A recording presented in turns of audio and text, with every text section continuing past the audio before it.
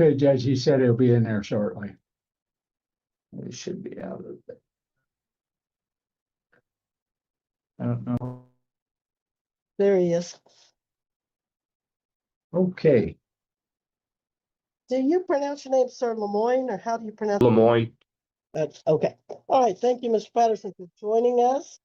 We are now on the record in Butler County number 2023 CR 437, State of Kansas versus Mathias Wayne Lemoine.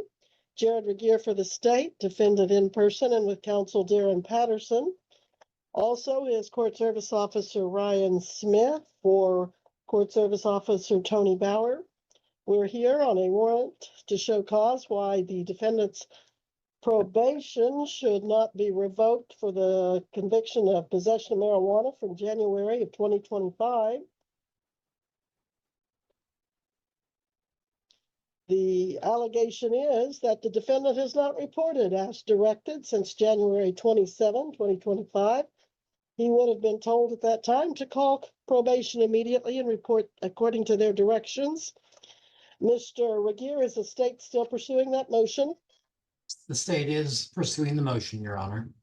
And Mr. Patterson, your client's response, please. Your Honor, this is a case where I believe I know what the state and CSO will probably recommend, but I need a quick breakout room to verify that, and we should be ready to go pretty quickly.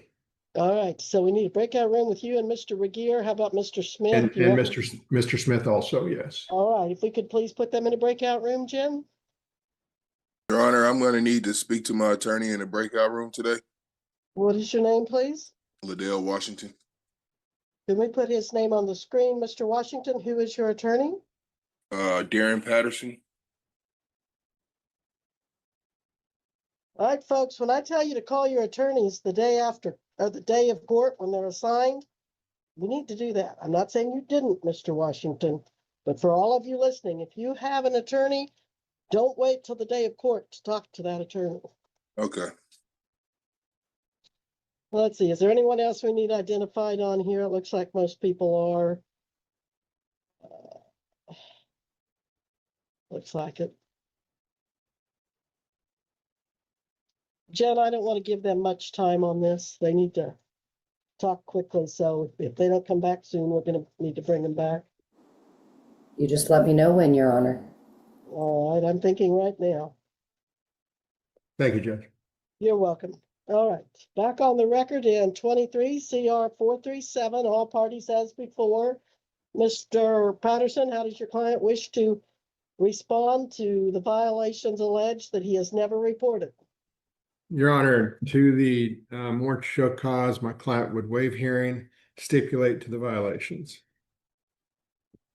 Mr. Lemoine, is that correct? You understand you do have a right to deny that this allegation and that you can make the state present evidence, but you wish to waive that right?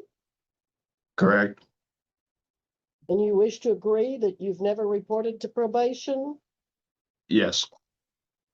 All right, I find that you have violated your probation.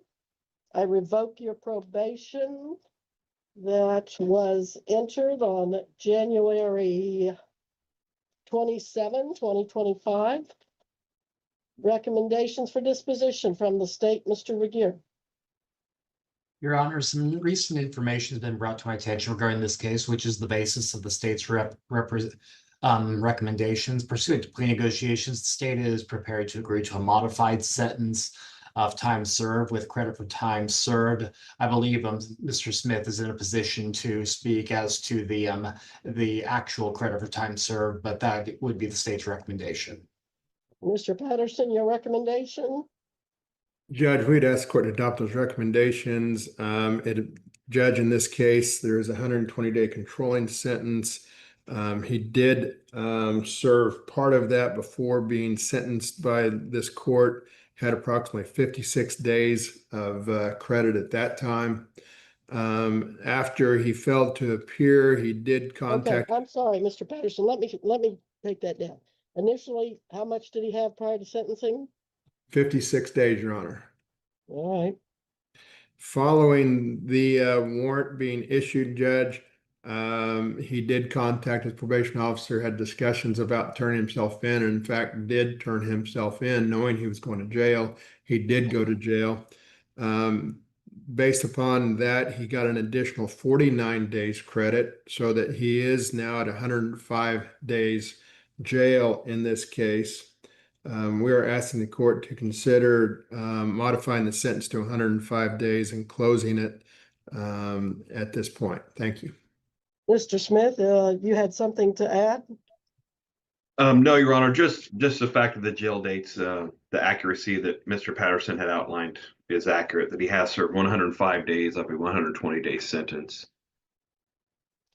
Well, Mr. Lemoine, I'm not very happy that you totally blew off the order for probation.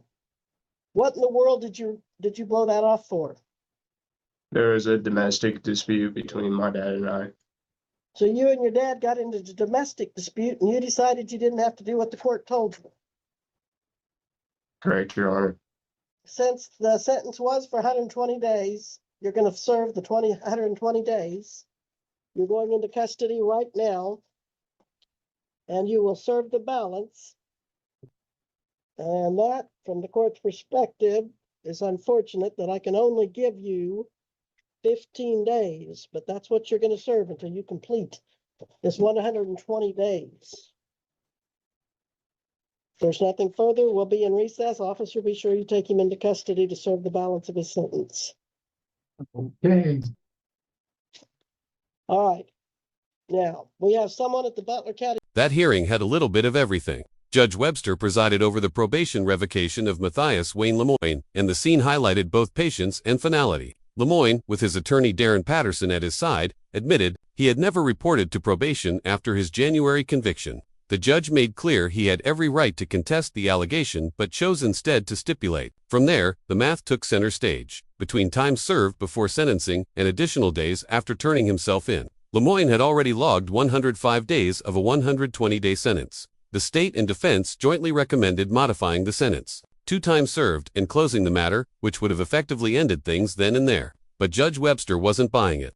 She pressed Lemoine on why he thought ignoring probation was acceptable, and his explanation that he'd had a domestic dispute with his father didn't carry much weight. Her ruling was firm, probation revoked, and he was ordered to serve the balance of his sentence. Those last 15 days, the tone throughout was steady but unmistakably disappointed, with the judge emphasizing accountability even while acknowledging that the remaining time was brief. It was a clean reminder that probation isn't optional, and ignoring court orders is bound to catch up with you. If you found this hearing insightful, consider subscribing, hitting the bell, and letting me know your thoughts in the comments below. I read every one.